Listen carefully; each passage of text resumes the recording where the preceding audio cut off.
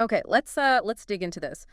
ByteDance, the TikTok folks, they've just put out this AI agent, UTAR's 1.5, and it seems like it's really making waves. Yeah, it's causing a stir because it looks like it fundamentally changes how AI, well, interacts with graphical interfaces, with our screens. Right, it's not the old way of clicking around based on code, is it? Yeah. It's different. They're saying it treats the whole display like one big picture. Exactly, and that's what we're diving into today. What UTAR's 1.5 actually is, Yeah. the tech behind it, and why this whole vision-first approach might be such a big deal. And our source for this is basically a really detailed auto-generated transcript about how it all works. That's right. Super comprehensive. It lays out the nitty-gritty. So this core idea, the vision language agent, what does that mean in practice? How does it differ from, say, messing with the DOM tree or using complex tools? Well, instead of digging into the website's code, the DOM, or needing specific accessibility APIs or external tools, UTAR's 1.5 just takes a screenshot. Like, it looks at the screen. Yeah. Then it figures out the layout, understands your instructions, just plain English, and then it interacts directly, natively, like a person would. Clicking, typing. Okay, so perception, the planning, and the low-level clicks and stuff, it's all one system, not separate modules bolted together. Exactly that. It's unified in a single neural backbone. Yeah. That seems to be the key innovation here. And the claimed benefits are speed, better resilience. Yep. Faster performance, supposedly. And it doesn't break as easily if a website changes its button layout slightly, It's more robust to those UI shifts. And they're actually saying it's outperforming GPT-4-based systems. And Claude. In their head-to-head tests, yeah. Across different platforms, too. Windows, Android, web tasks. That's the claim. Wow, okay. Now, this isn't the first UTARs, is it? There was an earlier version. Correct. The original UTARs came out a few months back. Yeah. This 1.5 version is positioned as a significant upgrade. How so? What's changed? It's still based on their Can2VL architecture, but they've scaled it significantly.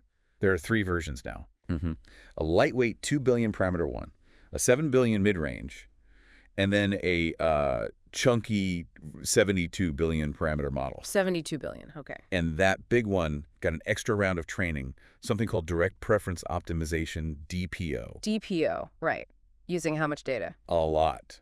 50 billion tokens worth. 50 billion. What kind of data is that? Think screenshots, metadata describing what's in the screenshots, loads of tutorials, how-to guides for software, and actual action traces, recordings of interactions. So it's learning from seeing, reading about seeing, and watching actions. Pretty much. The goal is to get the model to see, reason, and click, all in one integrated pass. Okay, let's focus on the seeing part. How do you actually teach an AI to understand a screen visually like that? It was a huge data collection effort. They scraped data from, everywhere. Yeah. Websites, Windows apps, Android UIs, even things like CAD software, Office programs. So diverse visual environments. Very diverse. And they weren't just grabbing pictures. They extracted bounding boxes for elements, text labels, colors, icons, all the underlying info. Right. Understanding the components, not just the pixels. Precisely. And they broke this perception training down into 5 flavors of data. Okay, what were they? First, element descriptions. Simple stuff like mapping blue square with floppy disk icon to the concept of save button. Makes sense. Second, dense captions. These give the model context about the overall screen layout, like what's generally going on visually. Okay. Third. State transition captions. This helps it notice changes. You hover over a button, it looks different. The model learns to see that. Ah, subtle UI dynamics. Yep. Fourth was screenshot Q&A. Basically showing it a screen and asking questions like, where's the new tab button? It learns to locate things based on language. Okay, that covers a lot. What's the fifth? Mark prompting. This is kind of cool. They'd put colored markers on specific screen elements in the training data. This helps the model directly link language tokens, the words, to the actual pixels, grounding the language in the visual. So it really connects the word button to the button pixels. Got it. Okay, so it can see. But like the transcript said, seeing is one thing, acting is another. How did they get it to actually do stuff? Click, type, etc. They develop what they call a unified action space. Basically, a common set of commands that work across different systems. Like a universal remote control language. Kind of, yeah. Shared basics like click at coordinates X, Y, drag from here to there, scroll, type this text, wait a bit. Standard interactions. Then they added platform specifics, like press hotkey or right-click for desktop and press back or long press for mobile. Makes sense. You need those nuances. Right. And there are 2 special meta actions, too. finish when it thinks the job is done, and call user. Call user. When does it do that? If it gets stuck, like if it hits a login screen it can't handle, it flags that it needs a human to step in. Okay, practical. And how did they train it to string these actions together? They gathered millions of multi-step traces, basically recordings of people doing tasks, some from open source data sets, some internal. Millions of recordings. Wow. Yeah. And they normalized all these into that action template. Interestingly, they mentioned the average task length in their data was about 15 steps. 15 steps, so not just single clicks, but actual workflows. Suggests it's learning to handle more complex multi-stage goals. Yeah. Now, the transcript really hyped up the reasoning aspect in 1.5. What was the breakthrough there? They explicitly tapped into that idea of System 1 versus System 2 thinking, Kahneman's concept. Oh, right. Fast, intuitive thinking versus slow, deliberate reasoning. Exactly. System 1 is like the quick reflex click. System 2 is the more conscious planning. Okay, first I need to find the menu, then click settings. Then they really focused on boosting that System 2 capability. How? How do you train that? Seems tricky. It was a few things. First, they grabbed about 6 million GUI tutorials from the web. Like how-to guides. Yeah, articles, blog posts, usually short, like 500 words with pictures, explaining how to do stuff in apps. They cleaned these up and used them as a sort of primer on common task structures and reasoning steps. Perfect for the manuals. Okay. Then, for all those action recordings they had, they tried to reverse engineer the thought process. They used something called actory prompting, basically asking the model, why might you have taken this action? Trying to get it to explain itself. Sort of. And then they used a bootstrapping trick. The model would generate multiple possible thought-action pairs. For a situation, they'd test them virtually and only keep the thought-action pair that actually worked. Clever. So they built a data set of successful reasoning paths? Exactly. Generating synthetic thoughts that led to good outcomes. And this inner monologue bit, does it actually output its reasoning? That's the claim. Because the reasoning happens as part of its process, before it performs an action, it can apparently articulate it. Like, okay, need to find the search bar first, then type the query. It makes its process a bit more transparent. That's really interesting. But things go wrong, obviously. Yeah. Interfaces glitch, clicks miss. How did they teach it error recovery? Oh, yeah. Crucial step. They basically unleashed an early version onto loads of virtual machines and just let it try tasks. And it made a mess, I assume. A huge mess. Lots of errors, failed attempts, nonsensical actions. They filtered out the absolute junk, then had humans go through the messy traces. Oh my God. Labeling the mistakes, pointing out, okay, this was the wrong click and this is the action it should have taken to recover. Creating pairs of mistake and fix. Exactly. And those pairs were fed into the direct preference optimization, the DPO training. So the DPO rewards choosing the fix over repeating the mistake. Precisely. It learns to prefer the recovery action. It's about making it more robust and less likely to just get stuck in a loop when something unexpected happens. Okay, so that's a lot of complex training. How did it actually stack up? Let's talk benchmarks. The results they shared are pretty striking. On OS World, that's their synthetic desktop environment, UTAR's 1.5 hit a 42.5% success rate on tasks up to 100 steps. And how does that compare? Better than OpenAI's Operator, which got 36.4%, and Claude 3.7 at 28% on that same benchmark, according to their paper. Okay, decent lead there. What about actual Windows? On a tougher Windows benchmark, Agent Arena, with a 50-step limit, it got 42.1%, which they said was a big jump from their own older baseline of around 30%. And mobile, Android. On Android World, their 7B model got 64.2%, again improving on their previous score of 59.5%. So consistent improvement across platforms. What about just identifying things on screen, the grounding part? Yeah, on ScreenSpot V2, which tests that naked grounding, UTAR's 1.5 apparently scored 94.2% accuracy. Operator was 87.9%, Claude 87.6%. Higher accuracy there too. And they had that pro version of the benchmark, high-res apps. Right, ScreenSpot Pro. Using complex professional software interfaces, that's where UTAR's 1.5 really shone, supposedly. How much better? They reported 61.6% for UTAR's versus 23.4% for Operator and 27.7% for Claude. A pretty massive gap on those complex UIs. Wow, okay. That is significant. And the games. You mentioned games. Yeah, some simple mini games. UTAR's 1.5 apparently got a 100% clear rate, while they said Operator and Claude struggled. Interesting. What does that suggest? Maybe better environmental interaction, more precise control, or perhaps the unified model handles those dynamic visual changes better. Could be relevant for game testing or even AI players down the line. And things like Minecraft, more complex tasks. Yeah, they tested mining and mob killing in Minecraft. Using that think-then-act reasoning, UTAR's 1.5 got about 32% success on mining tasks and 31% on killing tasks. Which sounds low. Or that good. Compared to older agents, which were apparently less than 1%, it's a huge leap. Shows the reasoning helps in complex, long-horizon tasks. Got it. What about web browsing? On Web Voyager, it got 84.8%, which was slightly behind another agent called CUA at 87%. And on Mine2 Web Online tasks, UTAR's got 75.8%, just ahead of CUA's 71%. Okay, so maybe not dominant everywhere, but strong. It seems like the pattern is. Operator holds its own on the web, but UTAR's 1.5 pulls ahead significantly on desktop and mobile apps, especially complex ones. That seems to be the key takeaway from their benchmarks, yeah. And did model size matter as much as you'd think? Is bigger always better? Interestingly, not necessarily. Their scale tests suggested that the quality of the training data and having that reasoning engine were often more important than just having more parameters. Really? Yeah, they showed cases, like on OS World and ScreenSpot Pro, where the 7B or even specifically tuned smaller models sometimes matched or even slightly beat the massive 72B model, depending on the task.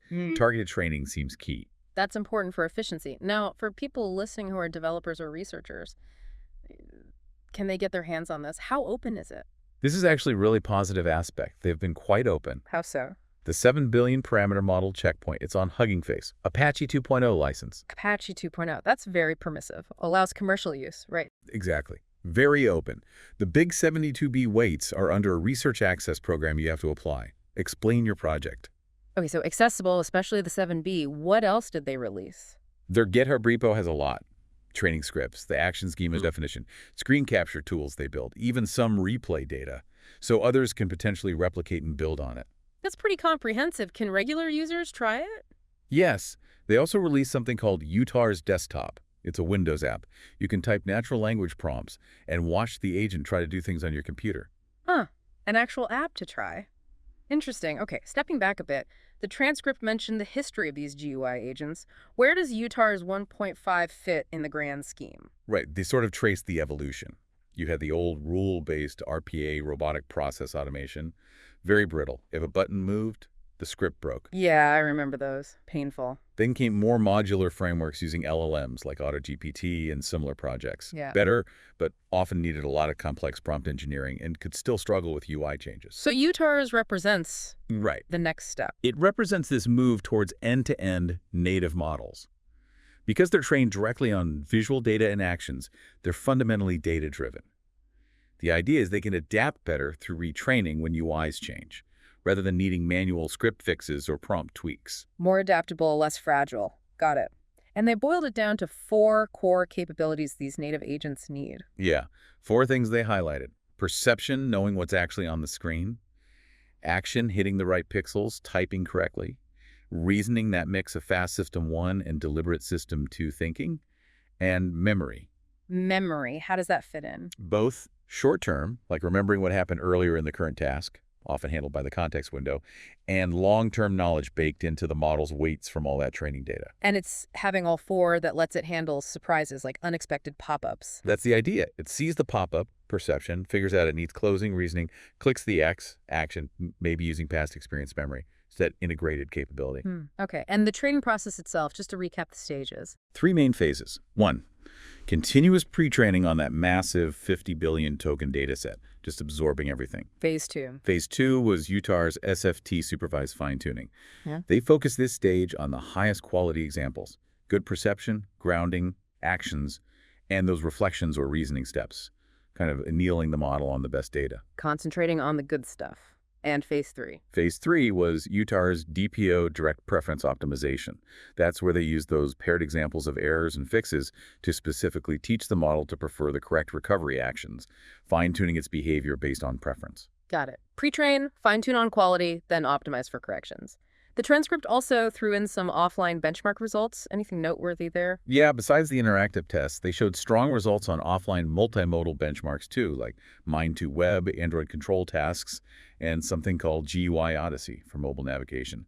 The big 72B model often led the pack there. You mentioned the reasoning part really shining when they allowed more thinking time, essentially. Absolutely. When they increased the sampling, letting the model generate, say, 16 or even 64 different potential thought action sequences and picking the best one, The performance of the thought-driven approach significantly pulled ahead of just relying on the initial reflex action.